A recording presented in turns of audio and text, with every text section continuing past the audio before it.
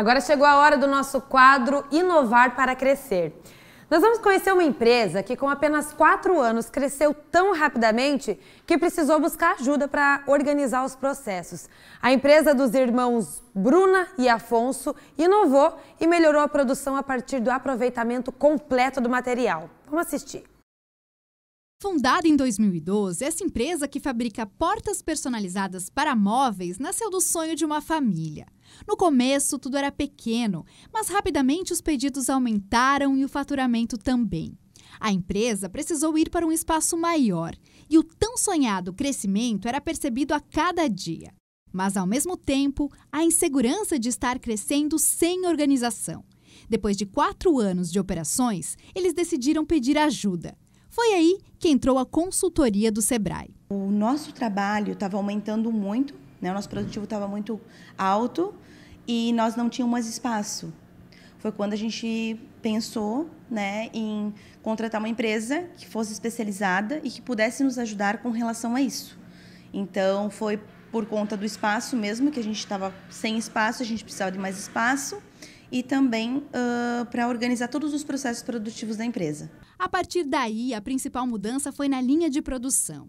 A análise dos indicadores possibilitou a criação de um fluxograma de processos. Cada etapa da fabricação das portas e vidros segue uma sequência lógica, o que evita, por exemplo, o retrabalho e diminui o tempo de espera do cliente pelo produto. Consequentemente, o desperdício de matéria-prima despencou e a produtividade subiu. Mudou bastante coisa. O primeiro passo foi o layout da empresa, né? A gente começou fazendo o produto entrar só para um lado da empresa, seguindo tendo um segmento. A parte também de motivacional, a parte de desperdício de material, tudo isso a gente teve uma consciência mais ampla e conseguimos ter melhores resultados nesses setores. Aprender que mais importante do que crescer é crescer da forma correta transformou a maneira de trabalhar da empresa, que hoje conta com 19 funcionários. O desperdício antigamente, vamos supor, o cara pegava uma barra de perfil e cortava, ficava um retalho, a pessoa não esquecia daquele retalho. Hoje não, a gente tem um controle lá em cima, que sobrou, o tamanho do retalho que sobrou, e a gente procura buscar sempre primeiro nos retalhos para depois pegar a peça inteira. E assim, o sonho destes 2 irmãos de tocar o negócio da família segue vivo. E o mais importante, com segurança de saber que o crescimento é sustentável. É de fundamental importância ter essa organização para que essa inovação chegue até nosso cliente. Hoje eu trabalho sabendo que o meu produto não vai ser um produto que vai chegar no final sem margem de lucro. Eu vou ter uma margem de lucro no final. Já estamos agora aqui no nosso estúdio do SCC Play, porque a nossa entrevista começa aqui e continua nas nossas redes sociais. Mais uma vez com o Geraldo Teles, consultor do Sebrae. Boa tarde, Geraldo. Bem-vindo. Boa tarde, Maria. Boa tarde, telespectador. É muito bom estar aqui novamente. Geraldo, vamos lá então. A gente acabou de ver uma empresa aí que mais uma vez foi buscar ajuda do Sebrae para conseguir, enfim, aumentar os lucros, ter mais sucesso nos negócios. E tem 2 pontos que eu achei bastante importantes, né, que foi citado aí na reportagem. Um deles foi a questão do espaço. Chegou o momento que eles precisaram crescer, precisaram aumentar, enfim, para os negócios prosperarem. Quando saber esse momento, né? Como você saber, não, agora eu realmente preciso, e assim, de que forma entender qual é o tamanho, que espaço é esse que eu preciso aumentar? Como ter essa noção? Essa pergunta é muito importante, muito relevante, porque a partir do momento que o fluxograma dos processos começa a criar gargalos em um determinado estágio, os desperdícios da matéria-prima começam a aumentar ao natural. Por exemplo, como nós vimos na matéria, né, quantidades enormes, quilos de barras que eram jogadas como sucata, vendidas como sucata, e que poderiam ser aproveitadas se tivesse um local adequado para armazenar e catalogar por tipo de produto. Outro detalhe também é a questão do layout para seguir um fluxo natural dos processos. Nessa empresa, por exemplo, a capacidade dela simplesmente foi dobrada.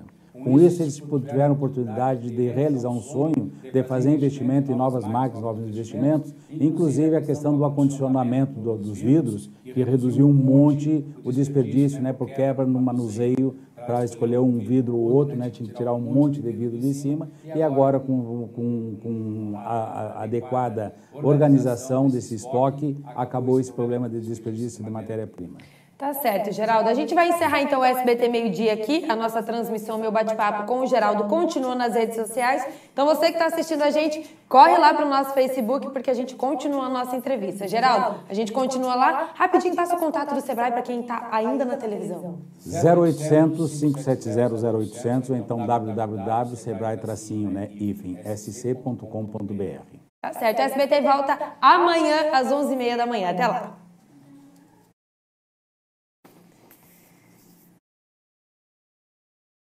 Vamos lá então, continuando a nossa entrevista aqui no Facebook, nós recebemos, Geraldo, algumas perguntas do pessoal de casa. A primeira delas é da Priscila, isso mesmo, né? Vamos colocar aí na tela então o que a Priscila mandou pra gente. O crescimento muito acelerado, Geraldo, pode ser prejudicial para a empresa? Normalmente, quando tem um crescimento desordenado, o reflexo lá na frente é catastrófico. Eu digo, por exemplo, o seguinte: se nós quisermos construir um prédio de 10 andares, nós temos que nos preocupar primeiramente com a fundação do prédio. Então, a partir do momento que eu me preocupo com a fundação e tenho um objetivo de crescimento, eu vou criando a estrutura minha de forma que eu chegue lá no 10º andar e consiga colocar a placa, né? Missão cumprida. Se eu não me preocupar com a estrutura, o crescimento começa a ser muito desordenado e eu não sei se eu consigo chegar no 4º, 5º andar e as coisas começam a ruir. E aí, para organizar todo o processo, o custo é muito mais alto se eu investir um tempo e dinheiro para começar de uma maneira bem correta e bem sustentável. Dá para dizer, então, que esse crescimento gradual, mais ordenado, sem pular nenhum processo, é muito mais indicado? Não só é mais indicado, como é fundamental. Para eu fazer um crescimento, eu tenho que fazer sempre uma análise retrospectiva do meu negócio, do meu ambiente setorial. Eu tenho que avaliar as variáveis internas e externas, qual a influência desses fatores no meu negócio e como eu posso aproveitar oportunidades e como posso me prevenir de determinadas ameaças, principalmente macroeconômicas. Se eu tenho um mercado que está em crescimento, eu tenho pontos fortes em relação à concorrência, eu tenho fatores-chave de sucesso que me destacam, eu começo a projetar um crescimento gradativo e vou acompanhando, monitorando mensalmente se aquilo que eu estou alcançando está de acordo com o que estava previsto. Não alcançando, relação de causa e efeito. Por que eu não consegui? Ações para correção de desvios. Se eu conseguir, ações para explorar mais ainda essas oportunidades. Geraldo, um dos pontos que você lembrou na entrevista ainda enquanto a gente estava no SBT Meio-Dia, que acho legal a gente reforçar aqui, é sobre o desperdício, né, que foi, acredito que o grande destaque da reportagem que nós assistimos. Sobre o desperdício, nesse caso da reportagem, eles desperdiçavam o vidro, né? E hoje em dia, muito desse... O vidro desse... e o perfil também. E aí tudo que sobra hoje em dia, de alguma maneira, pode ser reaproveitado. Ou existe algum material que você fala, não, isso precisa descartar, não tem o que fazer, enfim, é um gasto que a empresa vai ter que ter. Se você está trabalhando, por exemplo, com o vidro e você quebra o vidro, não tem aproveitamento. Se você trabalha com vidro temperado e você faz uma medida e você erra a medida, quem é que vai aproveitar aquele vidro temperado? Então, também você acaba perdendo. Então, a partir do momento que eu tenho uma projeção da minha demanda, eu tenho uma análise de processo, eu tenho um fluxograma de processos adequado, o negócio é reduzir o índice de desperdícios. Essa empresa, por exemplo, teve uma redução assim que parece até uma coisa fora do comum, mas eles saíram, eu acho que em torno de 40% de desperdício para menos de 8%. E a meta deles agora, para esse ano, agora 2020, é de 1,5%. Então, veja isso no ponto do custo, só no custo da matéria-prima, sem computar custo de mão de obra direta e a contribuição marginal perdida, porque deixou de vender e tem que refazer, quanto que essa empresa vai economizar e quanto isso vai facilitar a preservação da saúde financeira do negócio. Mais uma pergunta que chegou aqui dos nossos telespectadores, dos nossos internautas, Geraldo, diz assim, foi o Davi que mandou. Ele disse, se a produção é grande, é melhor suspender os novos pedidos ou contratar mais pessoas? Essa produção é grande, suspender novos pedidos, contratar novas pessoas. Você está numa indústria, você tem que saber, em tempo hábil, dentro do prazo de entrega, eu vou conseguir capacitar pessoas, vou conseguir achar profissionais para atender essa demanda? Essa demanda, ela vai ser contínua ou eu só peguei uma bolha? Por exemplo, agora, chegado o final de ano, as indústrias estão com as carteiras de pedido tomada, capacidade instalada totalmente ocupada. Então, como é que eu vou contratar pessoas para aproveitar uma bolha agora 2, 3 meses, se depois a curva vai me dizer que nos próximos 3 meses eu vou cair para 80%, 70% do nível operacional que eu tenho hoje? Então, tem que trabalhar sempre em cima do quê? A relação custo-benefício. A partir do momento que eu começo a fazer uma escala de produção, eu começo a otimizar minha capacidade instalada, eu busco o quê? Ganho de produtividade com qualidade. Eu quero saber quanto que eu estou entregando no prazo e dentro do que eu estou entregando no prazo, quanto que eu estou entregando como conforme, né? Ou seja, zero de índice de não conformidades. Isso tudo aumenta a qualidade do produto, melhora a imagem da empresa e nós ganhamos mercado com esse indicador. Quero aproveitar a deixa, Geraldo, você comentou que nessa época do ano, fim do ano aí, as empresas têm essa bolha, esse crescimento. Sobre emprego temporário, o que você diz? É recomendado, não é?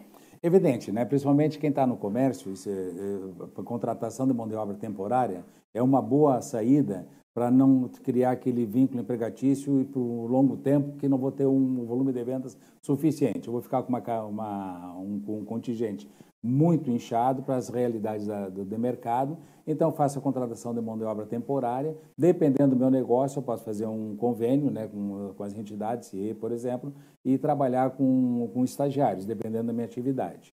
Mas dentro da indústria, dentro do comércio, dentro dos serviços, nessa época do ano, é muito comum as empresas procurarem o Sebrae justamente para viabilizar essa necessidade. Eu posso contratar, como é que eu vou trabalhar essa demanda, como é que eu vou projetar meus resultados futuros. Então, nessas dúvidas, antes de fazer loucuras, se você não tem certeza daquilo que você faz, procure o Sebrae, que lá tem consultores especialistas em cada área que você necessita para te dar a orientação devida e reduzir a tua margem de erro. Geraldo, para a gente encerrar então a nossa entrevista de hoje, a última pergunta dos nossos telespectadores, vamos colocar aí na tela, foi o Paulo que enviou e ele disse assim: eu tenho bastante volume de vendas, mas eu não estou conseguindo muito lucro. Qual o caminho então para aumentar essa margem de lucro? Bom, Paulo, essa tua pergunta é muito importante. Se você tem um volume de vendas muito grande e você não está conseguindo lucro, você tem que fazer uma análise vertical do quais são as suas despesas. Você tem que separar o que é despesa variável e o que é despesa fixa. Tem uma venda, você tem as despesas variáveis, você tem uma coisa chamada margem de contribuição, que é o faturamento menos as despesas variáveis. O que são consideradas como despesas variáveis? É o custo do produto que você está vendendo, o custo da mercadoria que você vendeu, mais as comissões que você está pagando porque você vendeu, mais a tarifa do cartão de crédito que você vendeu no cartão, mais o imposto que você vai recolher porque você vendeu, mais o frete da entrega, porque você vai entregar, vai ter uma despesa porque você vendeu. O que sobra chama-se margem de contribuição, que eu quero saber de tudo que eu vendi, tirando a despesa direta da venda, quanto que sobrou para pagar toda a minha despesa operacional. Se essa margem de contribuição for alta, significa dizer o seguinte: eu preciso menos dinheiro para pagar meu custo fixo operacional. Se ela for baixa, eu vou precisar mais dinheiro para pagar a mesma despesa. Então, sempre fazendo essa relação, quanto é o meu custo fixo em relação ao faturamento, em termos percentuais, e quanto que é essa minha margem de contribuição, né, que é a receita menos as despesas variáveis, em relação ao mesmo faturamento. A diferença, esse delta de margem de contribuição com custo fixo, já vai me dizer se o lucro é prejuízo. Evidentemente, se eu fizer isso aí e a empresa der um lucro e estiver faltando dinheiro, aí nós temos que fazer uma análise da saúde financeira da empresa. Será que você não está comprando demais sem necessidade, deixando o produto parado em estoque? Será que você não está com prazo de pagamento a fornecedores muito curto e um prazo de recebimento muito longo? Então, tudo isso prejudica a tua saúde financeira. Então, essa equalização, prazo de pagamento, prazo de recebimento, mais o giro de estoques, é o princípio número 1 para você sanar toda a tua situação financeira e ter um equilíbrio dentro do teu resultado financeiro. O resultado estrutural, lucro ou prejuízo, em cima dessa demonstração de resultado que eu expliquei antes ali, né? Receitas, custos variáveis, margem de contribuição, e o custo fixo, tá ok? Se isso aqui der negativo, essa relação der negativo, então você vai ter que vender mais, negociar melhores preços, negociar melhores custos do fornecedor, verificar o que você está pagando de mais sem necessidade. No caso da indústria, quanto é que é o teu índice de desperdício, tu melhora a tua saúde financeira e os teus resultados. Nisso tudo, falar assim parece muito difícil, muito complicado. Mas se você buscar ajuda de um consultor especialista na área, ele vai te orientar adequadamente. Para isso, o Sebrae está aí para você, ok? Vamos passar o site do Sebrae então, Geraldo? www.sebrae-sc.com.br e o telefone 0800 570 0800.